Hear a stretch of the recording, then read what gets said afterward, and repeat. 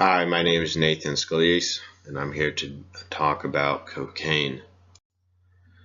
Just a basic overview. I'm going to get into the history, then on to how it's made and processed, some basic health effects, and then the impact on the criminal justice system and society.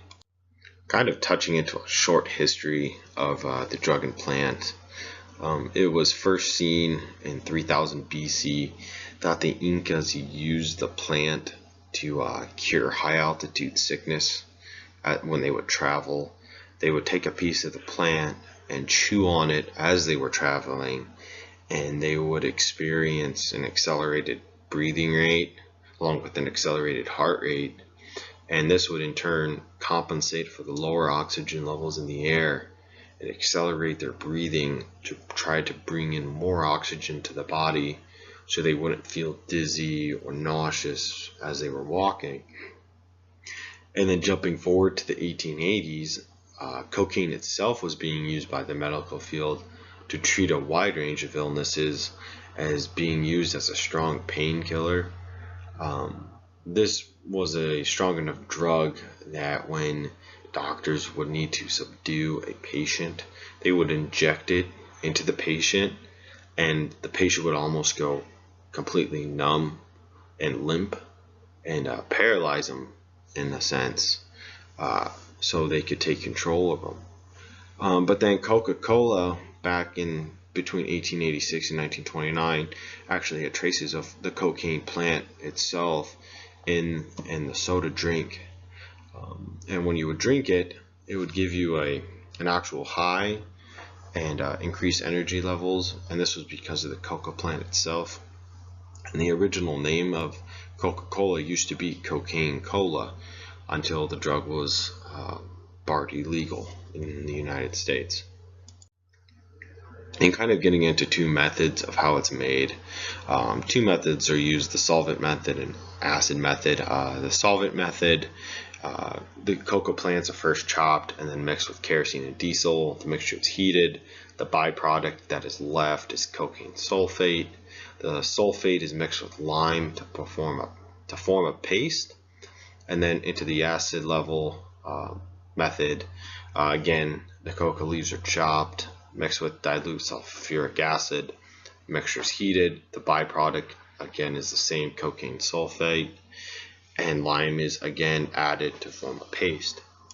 This paste is what purifies into cocaine.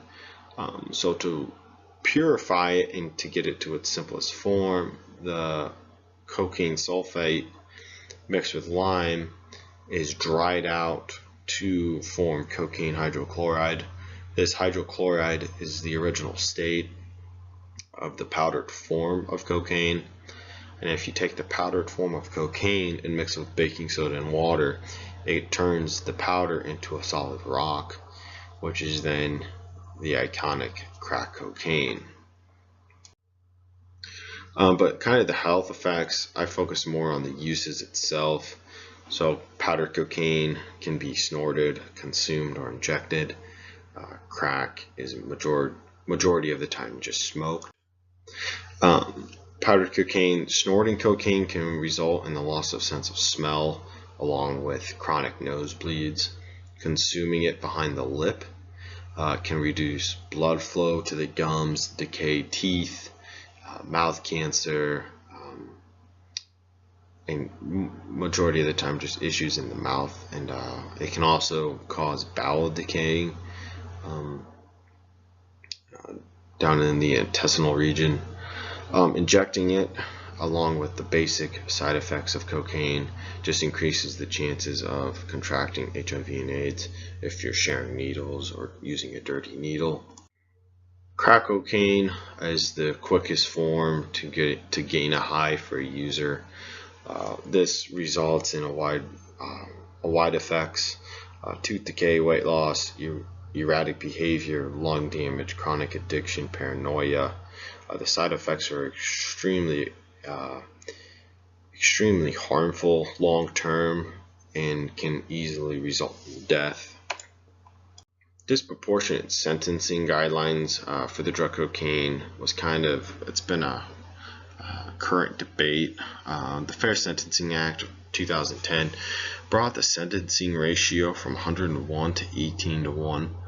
This primarily meant that if an individual was pulled over with 28 grams of crack, they could face 5 years in prison. And the same individual could be pulled over with 500 grams of cocaine, and they would only have to face 5 years in prison. I think reducing the ratio makes things a little bit fairer, but again, the only difference is just the method of how it's purified and made. It still is the same. It comes from the same plant, just processed differently. And getting into the sentencing standards for Nebraska, possessing even up to 10 grams can result in 5 years in prison or a $50,000 fine. It goes up the more times you're arrested for possession. Selling is charged more severely. A Class 1D felony is between 10 grams to 28 grams of cocaine. This is between 3 to 50 years in prison, and so on. Selling it, it's the same sentence, whether you are trying to sell crack or trying to sell cocaine. Thank you.